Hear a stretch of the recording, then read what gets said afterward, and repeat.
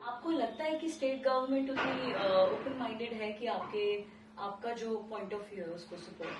देखिए, ये जो लाइसेंस मिलने शुरू हुए थे 2017 से मिलने शुरू हुए और उसी दौरान जो है हमारी जो कांग्रेस से बदल के यहाँ पर बीजेपी गवर्नमेंट आई है और अभी फिलहाल दूसरी बार भी बीजेपी आई है। और ये समझने में बहुत समझना होगा कि कोई भी पॉलिसीज जो सेंट्रल गवर्नमेंट से आती हैं, अगर स्टेट गवर्नमेंट भी वही रहती है तो डबल इंजन सरकार जो कहते हैं, इसका मतलब ये है कि पॉलिसीज जो है वो end to end ground zero पे इम्प्लीमेंट हो जाती है। आपने बोला कि एक स्मार्ट विलेज होगा, मुझे आपको एक लेमन्स लैंग्वेज में बताना है कि स्मार्ट विलेज की क्या आपके हिसाब से डेफिनेशन है और वो वहाँ के लोकल लोगों को कैसे बेनिफिट करती है? पूरी माहौल है, परिस्थितियां हैं, लेकिन वहाँ पर अभी कुछ नहीं। तो वो लगाने में भी तो बहुत सारी फंडिंग रिक्वायर्ड होगी। देखिए, जब मैं बोल रहा हूँ 70% की सब्सिडी है, इसका मतलब आप 100 रुपए अगर है उसका कॉस्ट तो 70 रुपए तो गवर्नमेंट देगी, राइट? तो आपको कुछ इनिशिएटिव अपनी तरफ से करना है।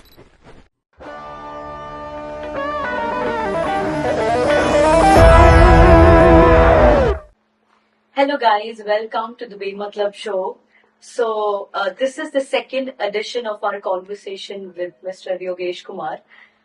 He's a busy man. बहुत टाइम लगा इनको कन्विंस करने में कि ये दूसरे एपिसोड के लिए वापस आए because he had some really interesting idea. और इनके हिसाब से इनका जो विजन और आइडिया है उसके भरोसे जो माइग्रेशन हो रही है उत्तराखंड में या फिर जो एम्प्लॉयमेंट रिलेटेड, एनर्जी रिलेटेड या फिर एजुकेशन रिलेटेड जो इश्यूज हैं वो सारे सॉल्व हो सकते हैं. So please watch this video till the end so that we know how Yogesh Kumar's idea can help all of us and solve the issue related to migration. तो हमारे last episode, first of all thank you so much for coming on our show again. And हमारी last conversation में हमने ये discuss किया था कि you feel strongly about the migration जिसकी वजह से गोस्ट विलेजेस बनते जा रहे हैं उत्तराखंड में, and then you worried about the education of the state and your a mountain development and women empowerment enthusiast. So आपने ऑर्गेनिक योगी के बारे में हमें कुछ बताया था. वो एक ऐसा विजन है, it's like a smart village that you want to create so that the people of the local people of the state can get benefited from it. So आप बताइए ऑर्गेनिक योगी के बारे में थोड़ा और डिटेल में. जी, शुक्रिया दोबारा से इनवाइट करने के लिए. काफी अच्छा लगता है आप जैसे यूथ इस तरह के मिशन को आके लेके जाते हैं और बहुत सारे ऐसे लोगों को इनवाइट करते हैं. उनमें से हम एक है. ऑर्गेनिक योगी एक इसकी विचारधारा ये कहती है कि रिवर्स माइग्रेशन क्यों चाहिए. बेसिकली हमको ये समझना होगा कि उसकी जरूरत क्यों है. देखिए, जरूरत इसलिए है क्योंकि वहां पर लोगों के एजुकेशन तो कोशिश करते हैं वहां पर है पहुंचे, डिजिटल एजुकेशन में पहुंची है, स्टेट गवर्नमेंट ने काफी अच्छा काम किया, लेकिन अभी भी जो सबसे बड़ा मुद्दा है वो है एम्प्लॉयमेंट का. एम्प्लॉयमेंट के लिए कुछ ऐसा होना चाहिए, ऐसा सिस्टम होना चाहिए, इकोसिस्टम होना चाहिए, प्लेटफॉर्म होना चाहिए जहाँ पर लोगों को कुछ एजुकेशन के साथ में एम्प्लॉयमेंट मिल सके. तो ऑर्गेनिक योगी में फोकस ये है कि वहाँ के जो लोगों के पास बुनियादी सुविधाओं के अलावा एजुकेशन से रिलेटेड और साथ में एग्रीकल्चर में कुछ ऐसा किया जाए जो जिसकी डिमांड बाहर की मार्केट में कहना चाहूँ तो इंटरनेशनल मार्केट में. तो एक जो लास्ट टाइम हम बात कर रहे थे मिलेट, जिसमें हम मोटे अनाज की बात कर रहे थे, जो कि उत्तराखंड से बहुत आगे जाके हिट हुआ है ये कॉन्सेप्ट. जो सेकंड चीज जिसकी बात हो रही है वो हो रही है इंडस्ट्रियल हैम्प की.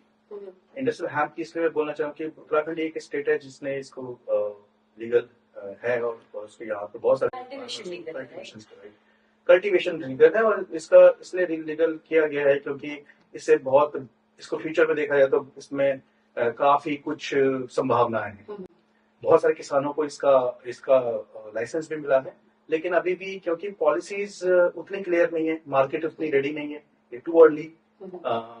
क्योंकि वैसे तो इसका जो आपको लगता है कि स्टेट गवर्नमेंट उतनी ओपन माइंडेड है कि आपका जो पॉइंट ऑफ व्यू है उसको सपोर्ट? देखिए, ये जो लाइसेंस मिलने शुरू हुए थे 2017 से मिलने शुरू हुए और उसी दौरान जो है हमारी जो कांग्रेस से बदल के यहाँ पर बीजेपी गवर्नमेंट आई है और अभी फिलहाल दूसरी बार भी बीजेपी आई है। और ये समझने में बहुत समझना होगा कि कोई भी पॉलिसीज जो सेंट्रल गवर्नमेंट से आती हैं, अगर स्टेट गवर्नमेंट भी वही रहती है तो डबल इंजन सरकार जो कहते हैं, इसका मतलब ये है कि पॉलिसीज जो है वो end to end ground zero पे इम्प्लीमेंट हो जाती है।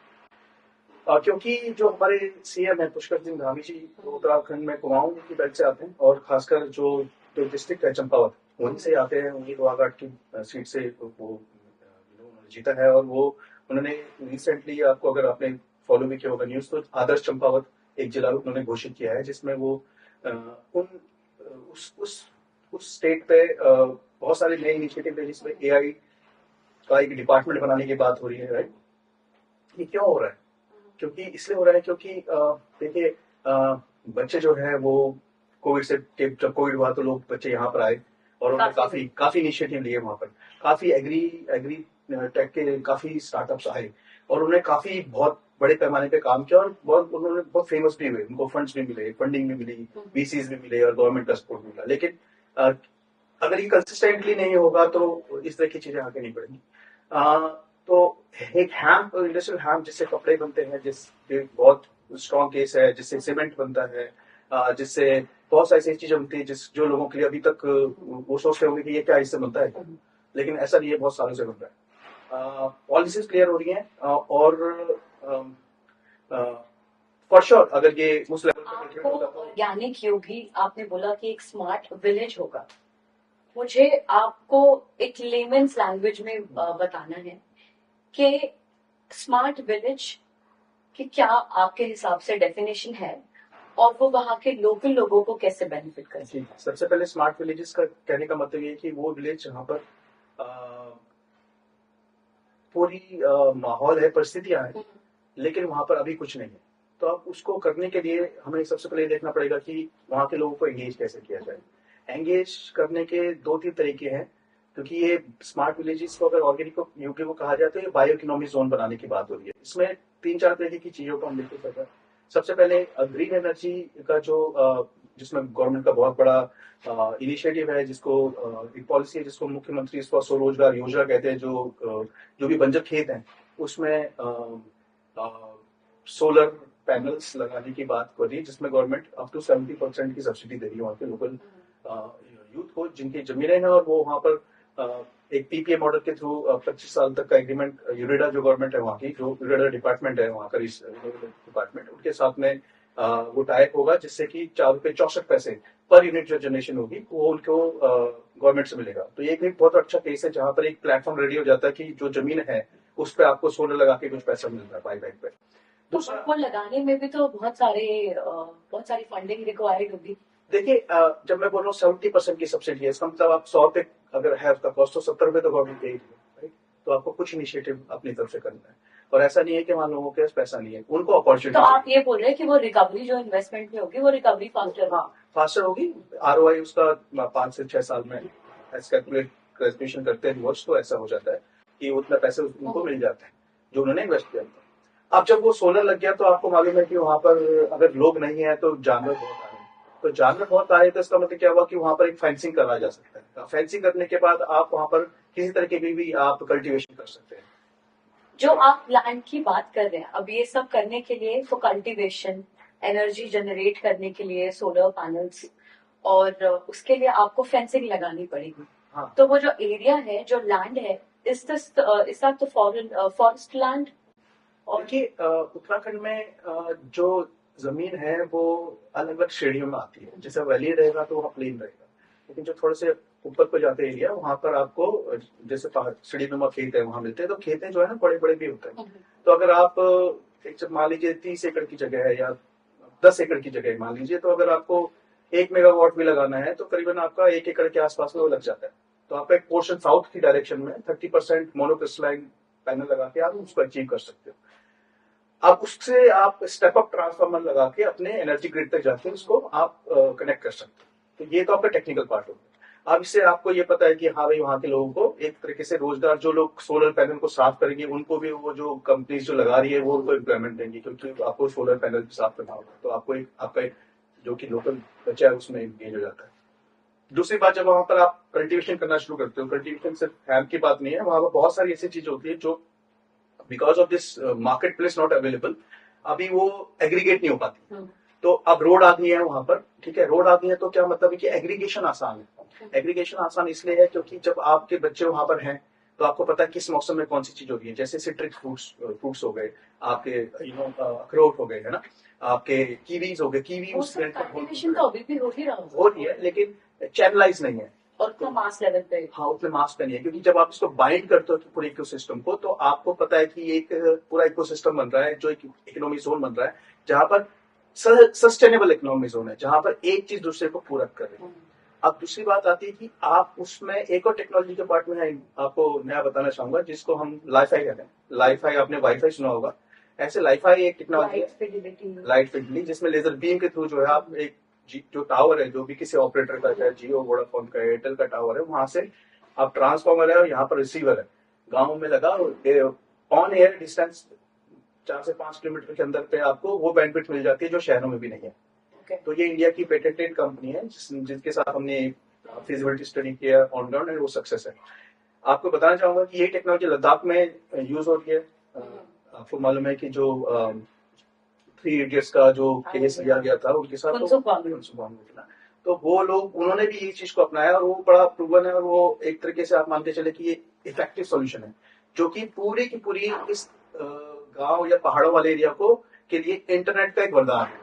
तो जब आपके पास ग्रीन एनर्जी से आपको इलेक्ट्रिसिटी मिल गई, आपकी फेंसिंग हो गई, आप कल्टीवेट करा पा रहे हो, वाइल्ड एनिमल रोक पा रहे हो, राइट, और उसके बाद आप उसमें डिजिटल बैंडविड्थ भी दे पा रहे हो, तो आप उन सारी पूरी जगह पे नाइट विजन कैमरा लगा के आप ये पता लगा पाओगे कि वहां कोई चोरी तो नहीं हो रही।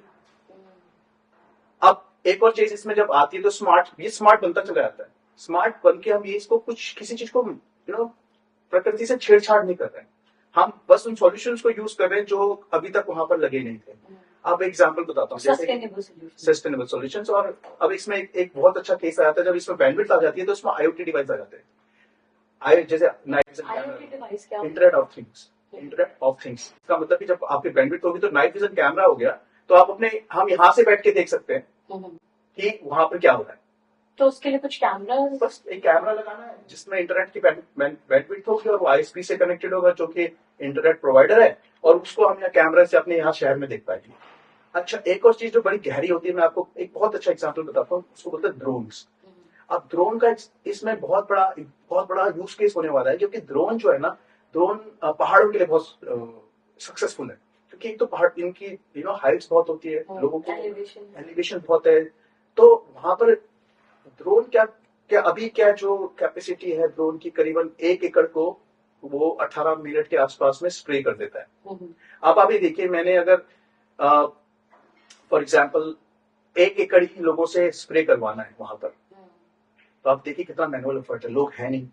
आप अपने ड्रोन को आपने ऑटोमेट कर दिया और ऑटो पायलट में डाल दिया, और आपने लैटिट्यूड लॉन्गिट्यूड मतलब X और Y कोऑर्डिनेट दे दिए, तो वो पूरा का पूरा स्प्रे करके भी आता है, और ऊपर से फिर फोटो खींच लेता है, बताता है कि इस एरिया में जो है, जो आप कल्टीवेट किया है, और इस एरिया में अगर कोई बीमारी हो रही है तो उसका कलर देख लेगा और वहां जाके उसको स्प्रे कर देगा वहां पर बायो फर्टिलाइजर्स। इंटरेस्टिंग। तो इससे क्या होगा कि आपको स्टेप बाय स्टेप ग्रोथ भी पता चल रही है, और आपको एक टाइम पे, कुछ टाइम बाद, साइकिल्स के बाद ये पता चल जाएगा कि इस एरिया में कितनी फसल कितनी हो सकती है, ताकि आप उसकी ऑलरेडी पहले से ही प्रिवेंटिव आपको जो रिवर्स माइग्रेशन के बारे में आप बहुत ज्यादा एक्टिवली ओपिनियंस रखते हैं, तो आपको कि जो बाहर भी लोग हैं, आपको मे बी अपने विलेज को या अपने कॉन्सेप्ट को ऐसे एडवर्टाइज करना चाहिए कि rather than having drones, I know that is a smarter, faster, and that might be the cheaper way.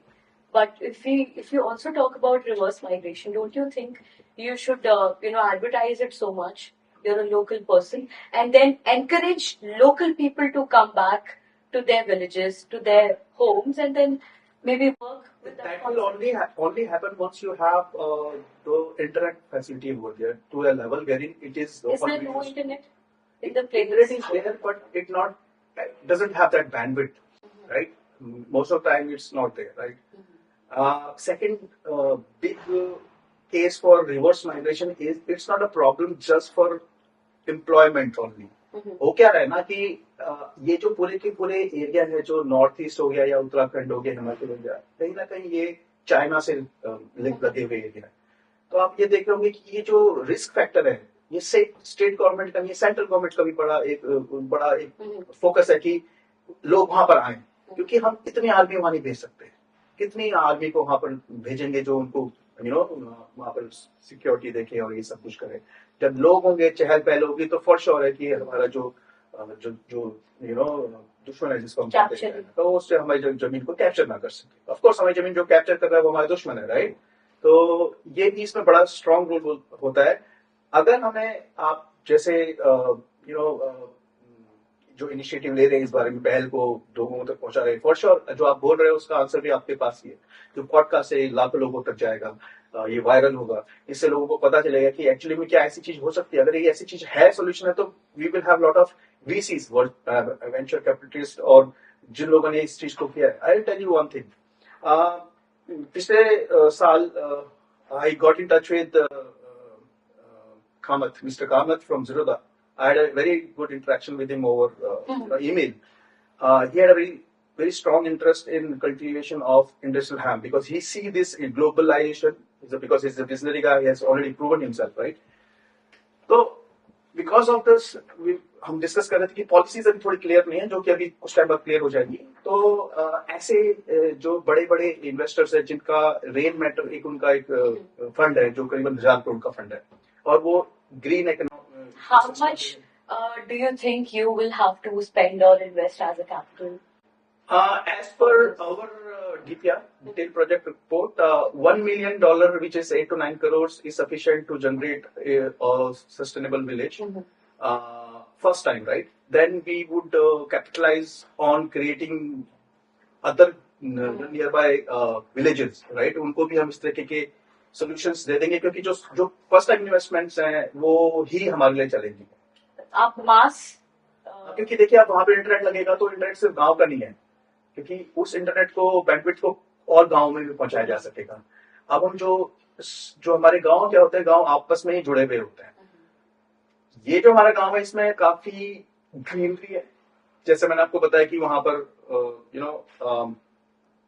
पानी की भी व्यवस्था है, ऊपर से पानी नीचे आ रहा है। देखिए आप एक बहुत अच्छी बात है, इसमें एक मैं कॉन्सेप्ट आपको अभी ऐड करना चाहूंगा जिसमें सभी लोग बहुत अप्रिशिएट करेंगे इस चीज को। वो है आपका एग्री टूरिज्म। एग्री टूरिज्म क्या है कि ना, देखिए हम अपने बच्चों को उनको नहीं पता कि टमाटर कैसे उगता है। हम उनको पता है कि टमाटर आ गया घर पे, लेकिन टमाटर ये पेड़ पे होता है कि पौधे में होता है, बच्चों को ये भी नहीं मालूम। किसी को ये नहीं मालूम बच्चे को कि आलू कैसे उगता है, किसी को ये नहीं मालूम कि कीवी का पेड़ होता कैसा है, तो अखरोट कैसा होता है। कि एजुकेशन एग्रीकल्चर वजह से, हाँ, जो नेक्स्ट जनरेशन आएगी वो कैसे इस चीज को किसे जुड़ेगी। जब तक उनको उससे प्यार नहीं होगा, वो चेकेगा अच्छा ये कीवी ऐसा होता है। टूरिज्म कैसे टूरिज्म ऐसा होगा। देखिए दिल्ली एनसीआर का एयर इंडेक्स देखिए आप कितना है, 2000 के आसपास इस बार हुआ है, और ये मान के चलिए बढ़ता ही जाएगा। तो ठीक है, ऑफ कोर्स, बिल्कुल। अब वहां पर हमारे एरिया में एयर इंडेक्स में पिछला चेक किया था तो 5 था। अब देखिए 5 का एयर इंडेक्स है, बैंडविड्थ है, तो वर्क फ्रॉम होम जो करने वाले हैं, जो अपने घर से ही काम कर रहे हैं, most of the people are working from home, they can go there because we have got our old houses, जो कि अभी सारे घोस्ट हाउसेज बन चुके हैं।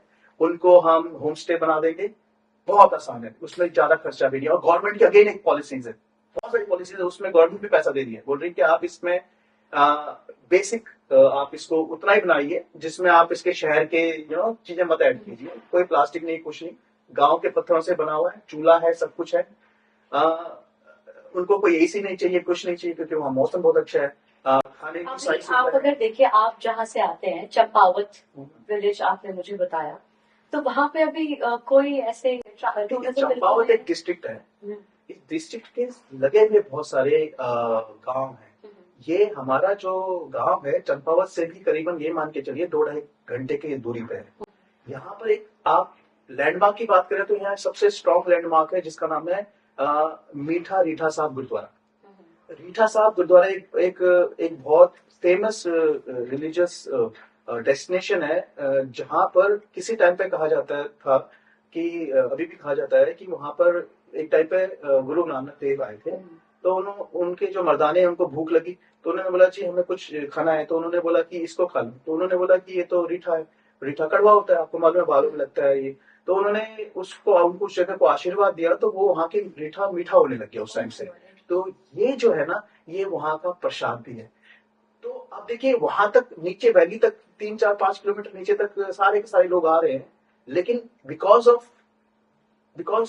These facilities are not there, वहां पर इस तरीके की चीज नहीं है, और ये अभी तक थी भी नहीं, क्योंकि पिछले साल ही हमारे वहां रोड आई है, जो भारत सरकार की एक भारत श्रृंखला, एक जिसमें छोटे छोटे रोडों को जोड़ा जा रहा है, हाईवे से छोटी रास्ते निकल रहे हैं, तो अब वो रोड भी आ गई है। इसका मतलब आपके पास रोड आ गई है, आपके पास इंटरनेट आ गया, आपके पास इलेक्ट्रिसिटी आ गई, वायस को भी बचा। यस, मैं आपका हमारी पहली कॉन्वर्सेशन जो हुई थी इसके बारे में, तो तब मुझे ये बहुत इंटरेस्टिंग लगा था, आपका जो एक विजन है स्मार्ट विलेज बनाने का। और ये फैक्ट है, मतलब I also come from a village in Haryana, तो वहां पे भी मतलब पापा जाते हैं, कभी कभी विजिट करते हैं, जब कोई शादी हो गई या कोई बड़े बुजुर्ग की तबीयत खराब हो गई, तो बच्चे या यंग जनरेशन तो वहां पे है ही नहीं। मैं खुद ही वहां पे, I was just born there. तो दिस इज, अगर वो सब भी वहां पे उतना इवॉल्व होता तो मे बी शायद लोग रह रहे होते आज भी, बट इलेक्ट्रिसिटी को ही आने में बहुत ज्यादा टाइम लग गया था। तो मुझे ये बहुत इंटरेस्टिंग लगा था, और मैं ट्राई करती हूँ कि हमारे बेमतलब शो पे ऐसी अलग डिफरेंट चीजें लोगों को पता चले कि पॉसिबिलिटीज हैं। कभी कभी क्या होता है कि हमारा दिमाग इमेजिन नहीं कर सकता वो पॉसिबिलिटीज, क्योंकि उन्होंने वो चीजें कभी देखी ही नहीं। देखिए जो जर्नी है ना बहुत पुरानी रही है, ऐसा नहीं है कि अभी है।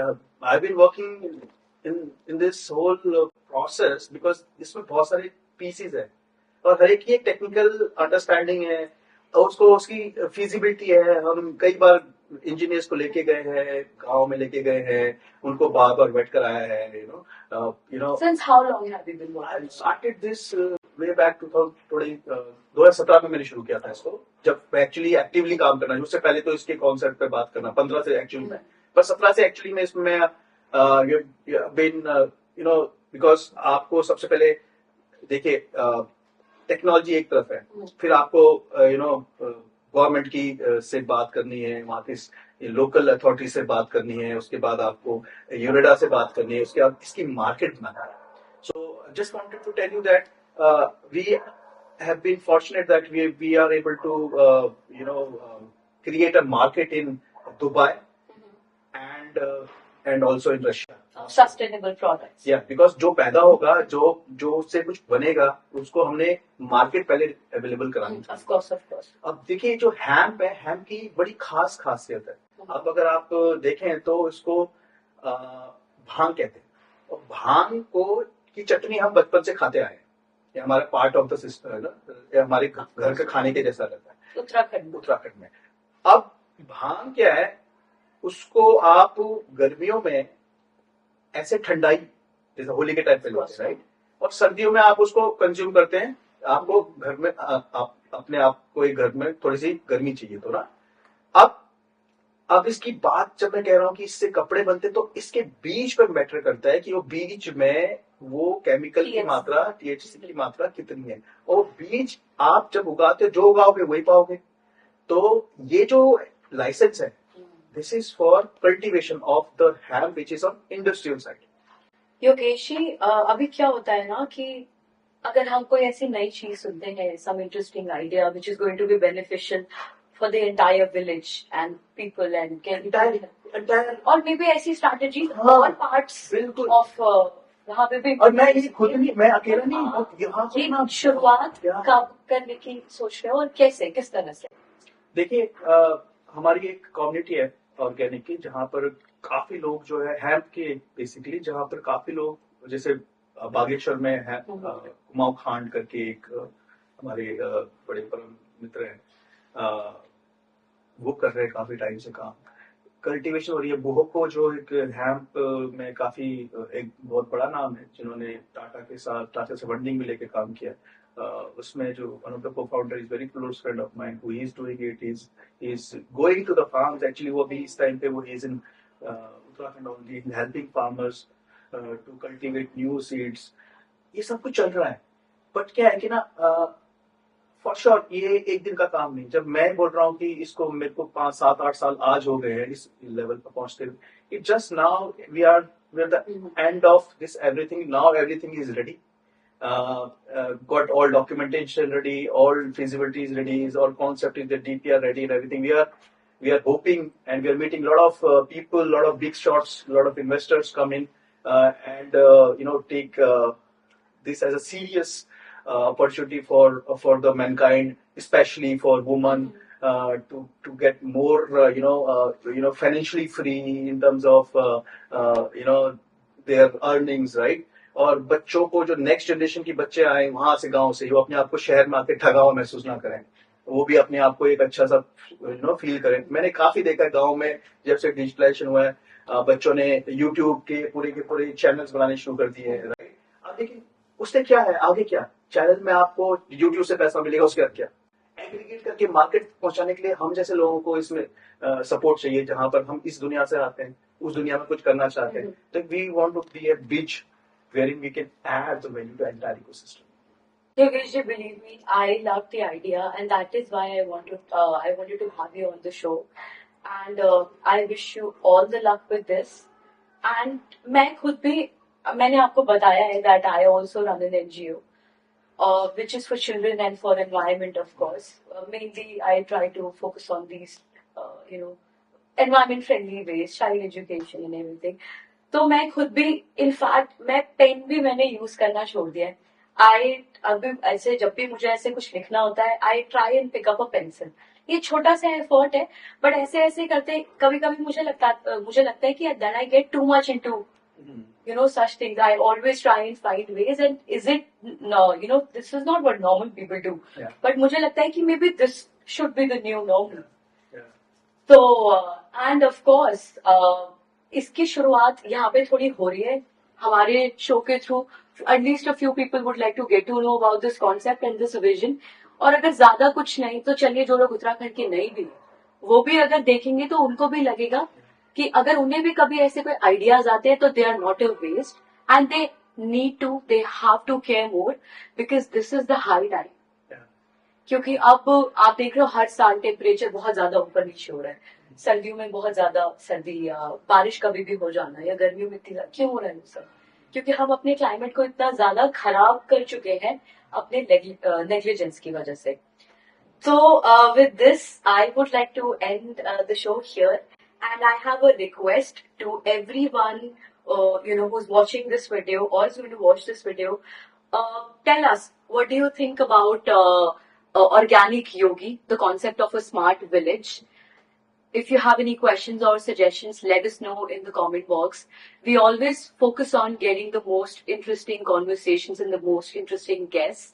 If you also have any suggestion, if you know someone, who has a vision, wants to share their story, or wants to change the society, wants to do something for the climate, कोई artist हो, painters हो, anybody, please आप हमें comments box में बताइए, and then we would definitely try and reach out to them and see if they will be a suitable guest for you guys. Thank you for watching us. Do not forget to like, share and subscribe. Bye.